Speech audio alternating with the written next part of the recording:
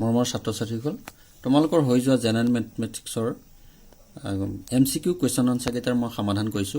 ইয়া 100% accurate answer তোমালোকলৈ আগবঢ়াইছো ইয়াত এটাও কোৱেশ্চন তোমালোকৰ ভুল নাই তোমালোকে মন দি ভালকে চাবাচোন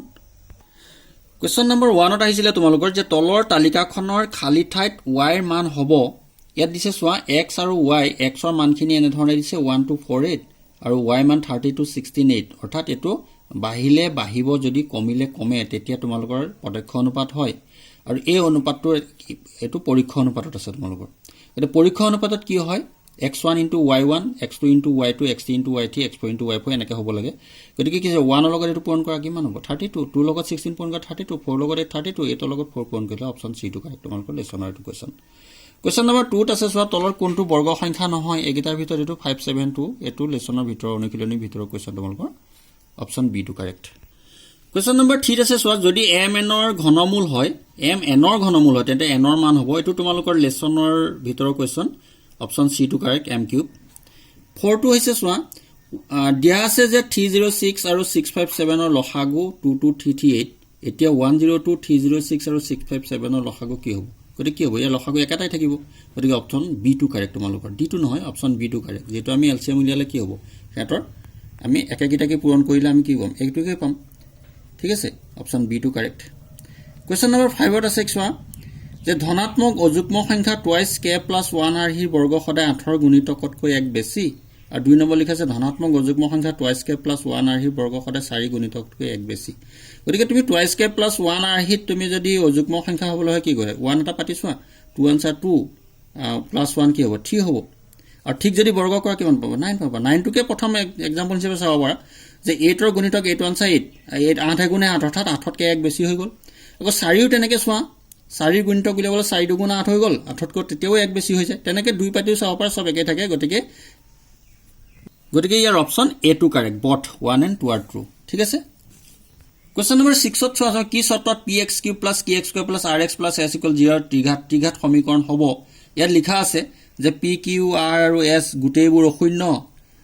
p not equal to 0 and q not equal to 0 আমি হেতু চাবই না লাগে তোমালোকে ইয়াত চাব পাৰা যেহেতু এটো ত্ৰিঘাত সমীকৰণ হৈ থাকিব লাগে p not equal to 0 option তোমালোকৰ d টো কাৰেক্ট হয় p not equal to 0 ঠিক আছে কোৱেশ্চন নম্বৰ 7 ত আছিল তোমালোকৰ যদি x বাস্তৱ সংখ্যা হয় তেন্তে mx³ - 1 ত্ৰিঘাত বহুপদটোৰ লেখটোৱে অৰ্থাৎ ইয়াত যেহেতু ত্ৰিঘাত গতিকে কি হ'ব x অক্ষক ছেদ নকৰে আছে x অক্ষক মাত্ৰ এটা বিন্দুত ছেদ কৰে আছে অপচন d টো কাৰেক্ট হয় x অক্ষক তিনিটা বেলেগ বিন্দুত ছেদ কৰিব এটো জানাই আৰু অপচন d টো কাৰেক্ট ঠিক আছে কোৱেশ্চন নম্বৰ 8 ত দিছে চোৱা 4x + b2y + c2 = 0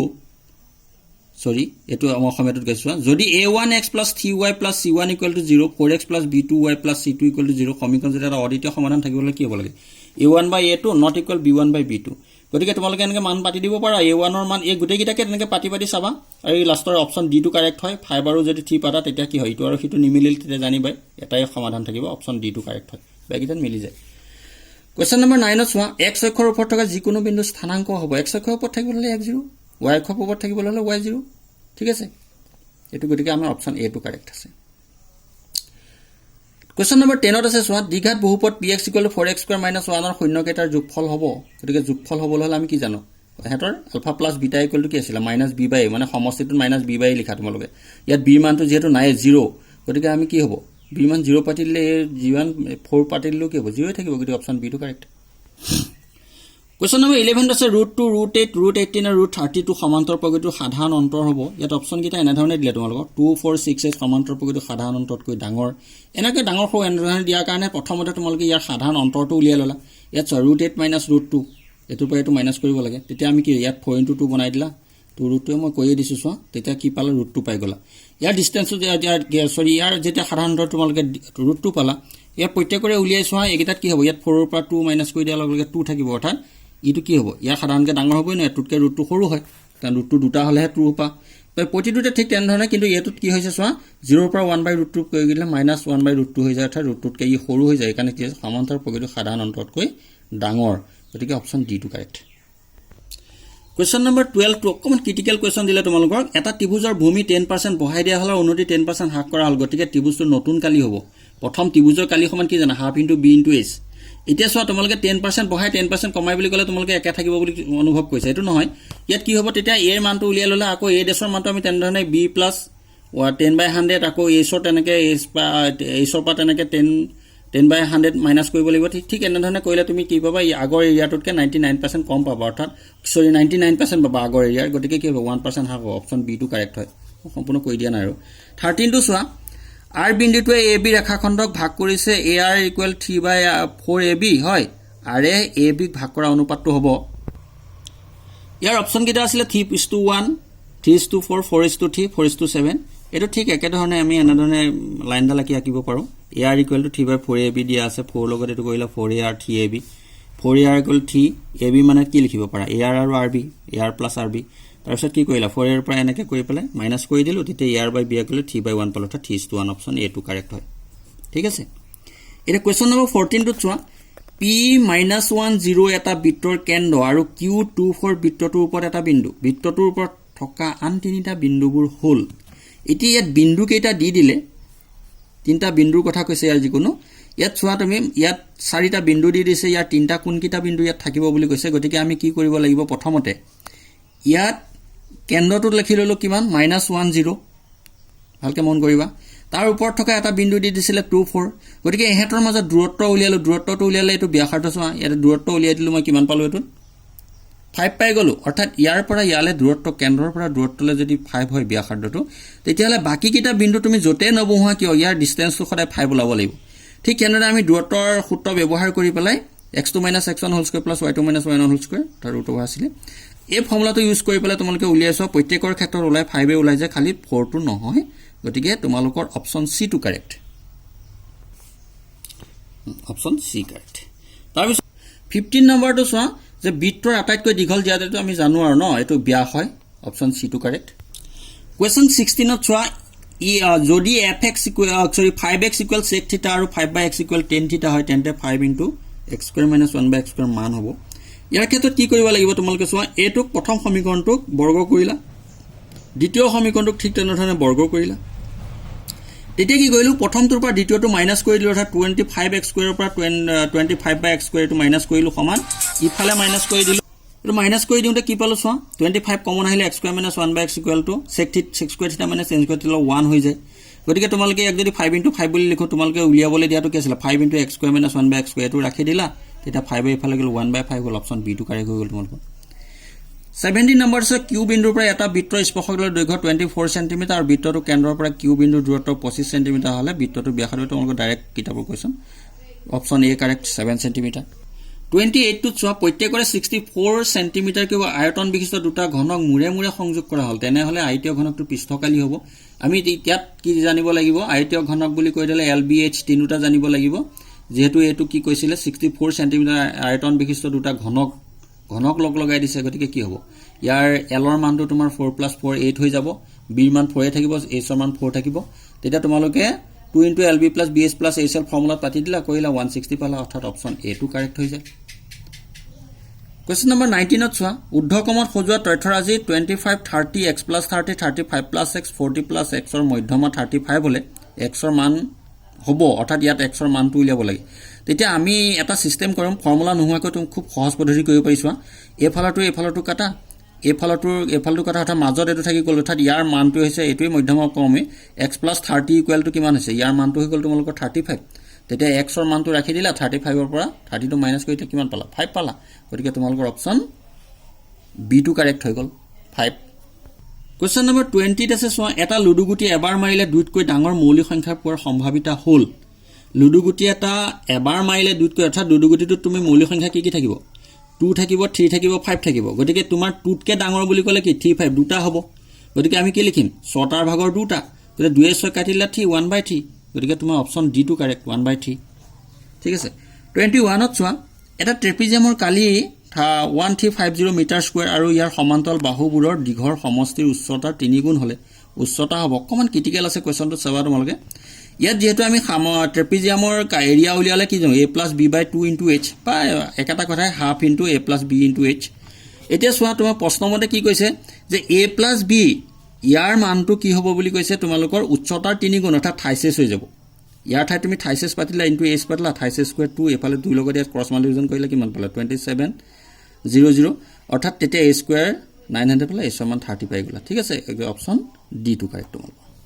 22 চোৱা 4 9 আৰু 10 এৰে হৰণ কৰিব পৰা আটাইতকৈ সৰু পূৰ্ণবৰ্গৰ সংখ্যাটো হ'ব তুমি 4 9 আৰু 10 ৰ আমি কি লৈ লম এলচিএম লৈ লম তাৰ পিছত যেটো সংখ্যা পালা তাৰ লগত পূৰণ কৰি গৈ থাকা কোনটো পূৰ্ণবৰ্গ হ'ব 5 পূৰণ কৰিলে 900 প্ৰথমতে পাম গতিকে অপচন বি টু কাৰেক্ট 23 চোৱা fx = kx² - 8x + 6 ৰ শূন্যৰ সমষ্টি 4 হয় তেন্তে k ৰ মান হ'ব গতিকে আমি কি কৰিব পাৰো kx² - 8x + 6 ৰ শূন্যৰ সমষ্টি ইয়াৰ আমি কি কৰিম ইয়াৰ সমষ্টিটো লেভেল কি কৰিবা চোৱা -b/a গতিকে ইয়াৰ মানকিটা পাতি দিলো সমান 4 অৰ্থাৎ কি হ'ব k = 2 পালা অপচন সি টু কাৰেক্ট কোৱেশ্চন নম্বৰ 24 টো চোৱা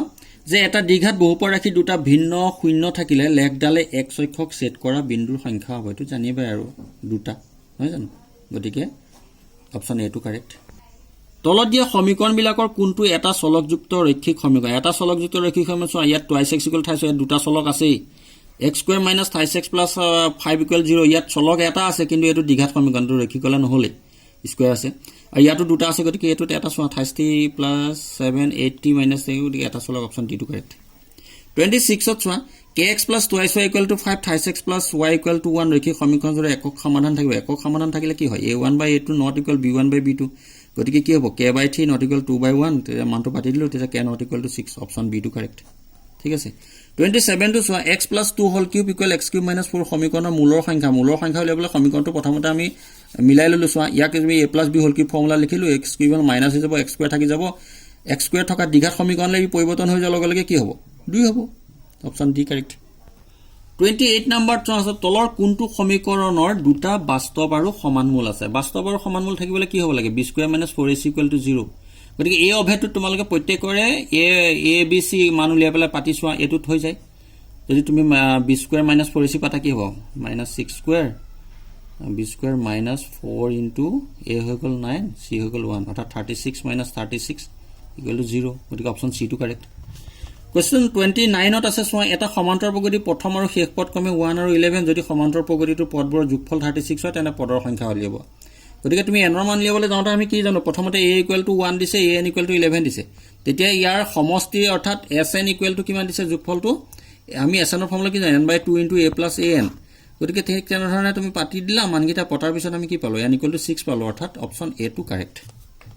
30 নম্বৰটো চোৱা 42 সংখ্যাৰ তলৰ কোনটো সমান্তৰ প্ৰগতি এটা পদ হ'ব গতিকে এটো তোমালোকে পাইবা এটো অপচন সি টু কাৰেক্ট 16 31 ত আছে ত্ৰিভুজ ABC ত XY প্যাৰালেল BC যদি AB = 4bx হয় আৰু YC = 2 cm হয় তেন্তে AY মান হ'ব এটো আমি থেলছৰ উপপাদ্য ইউজ কৰি পেলাই কৰিব পাৰা তেতিয়া অপচন ডি টু কাৰেক্ট 8 cm পাবা 32 টোত আছে চোৱা যদি CM আৰু RN ক্ৰমে ত্ৰিভুজ ABC ত্ৰিভুজ PQ ৰ মধ্যমা হয় আৰু ত্ৰিভুজ ABC সদৃশ ত্ৰিভুজ PQ হয় তেন্তে তলৰ কোনটো সদৃশ অপচন এটোৱে কাৰেক্ট কিতাপৰ কোৱেশ্চন ত্ৰিভুজ AMC সদৃশ ত্ৰিভুজ PNR 33 কোৱেশ্চন টো চোৱা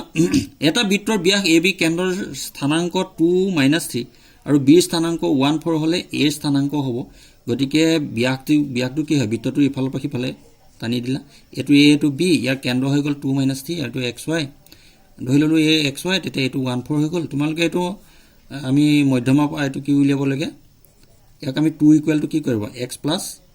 এফালে 1 2 = x + 1/2 ঠিক তেনে তেতিয়া পাই গলো তোমালোকৰ কিমান 3 পাই গলা আৰু ঠিক তেনে -3 টোত কৰি চালা -10 গতিকে ইয়াৰ অপচন সি টু কাৰেক্ট 3 - 10 কোৱেশ্চন নম্বৰ 34 ত আছে -4 6 বিন্দুটোৱে a -6 10 আৰু b 3 - 8 সংযোগী ৰেখাখনৰ অন্তৰ্ভুক্ত কৰা অনুপাতটো হল সবে পাইছা যেটো আমি প্ৰথমতে k = 1 বুলি ধৰি লব পাৰা এনে কৰিলে 2:7 পাবা এটো কিতাপতে ডাইৰেক্ট কোৱেশ্চন আছে 35 ত আছে চোৱা sin a = cos 33 ডিগ্ৰী আৰু a less than 90 ডিগ্ৰী হয় তেন্তে a ৰ মান হ'ব ইয়াৰ ফৰ্মুলা ইয়াৰ অপচন ডি টু কাৰেক্ট 57 ডিগ্ৰী 36 ত চোৱা a tan θ = x b cot θ = y তেতিয়া xy উলিয়াব লাগে xy টো ইনটু কৰি দিব লাগে মানে তেতিয়া x ৰ ঠাইত তুমি a tan θ পাতলা ইফালে b cot θ পাতিলা a tan θ * cot θ টোক তুমি 1/tan θ বুলি কইলা tan θ তেনে কাটিলে ab পূৰণ হলে ab ওলাই গল অপচন ডি টু কাৰেক্ট নহয় 37 টো চোৱা যদি এটা বিন্দু P ৰ পৰা Q কেন্দ্ৰত এটা বৃত্তৰ PA আৰু PB স্পৰ্শকেইডাল পৰস্পৰ 80 ডিগ্ৰী কোণত হালি থাকে তেন্তে এংগল POA ৰ মান হ'ব এটো কিতাপৰ ডাইৰেক্ট কোৱেশ্চন তোমালোকৰ এটো 50 ডিগ্ৰী হ'ব অপচন বি টু কাৰেক্ট 38 টো চোৱা যে R ব্যাসাৰ্ধৰ এটা বৃত্তৰ কেন্দ্ৰত কোনটোৰ ডিগ্ৰী মাপ থিটা বৃত্তকলাটোৰ এটা চাপৰ দৈৰ্ঘ্য হ'ব তেতিয়া আমি চোৱা ইয়াৰ অপশ্যনটো তোমালোকে এইটো হ'ব নিচিনা লাগিব, কিন্তু এইটো নহয়, যিহেতু টুৱাইচ পাই হ'লে 2টোৱে ইয়াক কাটি দিলে কিমান 180 থাকিব, গতিকে অপশ্যন বিটো কাৰেক্ট হয়। 39ত আছে চোৱা, বৃত্তৰ ভিতৰত থকা বিন্দু এটাৰ মাজেৰে টানিব পৰা স্পৰ্শকৰ সংখ্যা হ'ল কি? স্পৰ্শক সংখ্যা নাথাকে, এইটো ক'ত টানিব পাৰিব? এইটো 0। কুৱেশ্যন নম্বৰ 40 হৈ গ'ল চোৱা, যদি এটা বৃত্তৰ পৰিধি 22 চেণ্টিমিটাৰ হয় তেনেহ'লে বৃত্তটো এটা চুকৰ কালি হ'ব। গতিকে আমি কি জানো? পৰিধি টুৱাইচ পাই আৰ ইকুৱেল টু 22, তেতিয়া পায়াৰ মানটো উলিয়াই ল'লোঁ 7/2, আৰু পায়াৰ মানটো লিখি দিলোঁ ইয়াত, আৰৰ মানটো পালোঁ 7/2। তেতিয়াহ'লে এটা চুক বুলি ক'লে কিমান হ'ব? 4 এটা চুকত কালিটো আমি এনেই বৃত্তৰ কালি বুলি ক'লে তোমালোকে পায়াৰ স্কুৱেৰ, আৰু এটা চুক বুলি ক'লে 1/4 ইনটু পায়াৰ স্কুৱেৰ, তেতিয়া পাতি চোৱা 77/8 পাবা। অপশ্যন চিটো কাৰেক্ট। ইয়াত 41টো চোৱা, এটা গোলকৰ আয়তন আৰু পৃষ্ঠকালি সমান গোলকটোৰ ব্যাস হ'ব। আয়তন আৰু পৃষ্ঠকালি দুইটা পাতি ল'লা, তেতিয়া আৰৰ মানটো তোমালোকে কি পাই গ'লা? 3 পাই গ'লা। বহুতে ভুল কৰিছা, 3 একক লিখি দিছা, কিন্তু এইটো নহয়, যিহেতু তোমালোকক ব্যাস সুধিছে, গতিকে D equal to twice R, 2 লগত ইনটু কৰা 6 একক, গতিকে অপশ্যন বিটো কাৰেক্ট। 42ত চোৱা, একে ব্যাসাৰ্ধ একে ওচৰত এটা শংকু আৰু এটা চুঙা আয়তনৰ অনুপাত হ'ব। গতিকে প্ৰথমতে তোমালোকে ইয়াত কি দিছিলে? তোমালোকৰ শংকুৰ কথা দিছে, গতিকে শংকুৰ আয়তনটো লিখিলা, তাৰপিছত চুঙাটো লিখিলা, তেতিয়া তোমালোকে 1:3 পাবা। কিন্তু উল্টা নিচিনাকৈ বুলি 3:1 লিখিলে ভুল হ'ব। অপশ্যন বিটো কাৰেক্ট হয় ইয়াত। 43টো চোৱা, মধ্যমা আৰু বহুলকৰ পাৰ্থক্য 24, তেন্তে মাধ্য আৰু মাধ্যমাৰ পাৰ্থক্য হ'ব। এইটো পাৰ্থক্যটো 24 হ'লে এইটো কিমান হ'ব? এইটো 12 হ'ব। তোমালোকে ফৰ্মুলাটো পাতিবলৈ এনেকৈ কৈছে বাৰু। Option বিটো correct. 44ত চোৱা, প্ৰথম 100টা স্বাভাৱিক সংখ্যাৰ পৰা এটা সংখ্যা লোৱা হ'ল, সংখ্যাটো 8ৰে বিভাজ্য হোৱাৰ সম্ভাৱিত। এতিয়া চোৱা, 100টা স্বাভাৱিক সংখ্যাৰ পৰা এটা সংখ্যা লোৱা হ'ল, গতিকে আমি স্বাভাৱিক সংখ্যাটো 8ৰে বিভাজ্য হোৱা স্বাভাৱিক সংখ্যা তাত কেইটা থাকিব? 8ৰে বিভাজ্য হোৱা সংখ্যা কেইটা থাকিব? গতিকে আমি কেইটা পালোঁ? 12টা পাম। গতিকে 100/12 হৈ গ'ল, তেতিয়া কটাকটি কৰা 3/25 পাব। অপশ্যন এইটো কাৰেক্ট হয়। 45ত চোৱা, তলৰ কোনটো এটা ঘটনাৰ সম্ভাৱিতা হ'ব নোৱাৰে? সম্ভাৱিতা হ'ব নোৱাৰে মানে কি? সম্ভাৱিতা হ'বলৈ হ'লে 1তকৈ বেছি হৈ গ'লে হ'ব নোৱাৰে আৰু, গতিকে আমি কি হ'ব? অপশ্যন চিটো কাৰেক্ট। ছাত্ৰ-ছাত্ৰীসকল, তোমালোকলৈ মই 45টা MCQ আজি পঠাইছোঁ, আৰু এইকেইটা মই তোমালোকক ডিফিনিটকৈ ক'ব পাৰোঁ যে ইয়াত 100% কাৰেক্ট কুৱেশ্যন আনচাৰ এইকেইটা। আৰু তোমালোকক মোৰ চেনেলটো তোমালোকে ছাবস্ক্ৰাইব কৰি ল'বা, আৰু বিভিন্ন ধৰণৰ কুৱেশ্যন আনচাৰৰ পৰা ধৰি বিভিন্ন ধৰণৰ সমাধান মোৰ চেনেলটোৰ যোগেদি তোমালোকে আগতীয়াকৈ পাব পাৰিবা। Thank U.